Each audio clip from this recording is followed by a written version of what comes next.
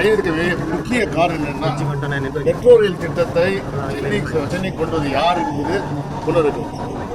எல்லாம் வந்து பார்த்தீங்கன்னா கலைஞர் தான் மெட்ரோ ரயில் கொண்டு வந்தால் இதுக்கு முக்கிய பங்கு வகித்தவர் யார் என்றால் நமது முதலமைச்சர் திரு மு.க. ஸ்டாலின் அவர்கள்.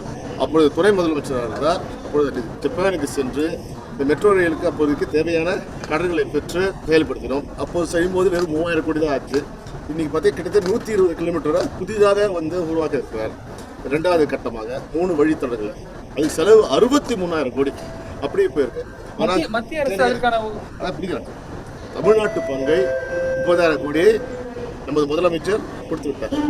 இது 50-50, ஒன்றிய அரசு 50%, தமிழக அரசாங்கம். ஆனால் வேண்டும் என்றே மோடி சென்னைக்கு எதுவுமே வரக்கூடாது, இழுத்தடிக்க வேண்டும். இதுலேயும் எப்படி எய்ம்ஸ் இழுத்தடிச்சாங்களோ எல்லாத்தையும் இழுத்தடிச்சாலும் இது பண்ணுறாங்க. இதை மக்களுக்கு 1% சிறந்த முறையை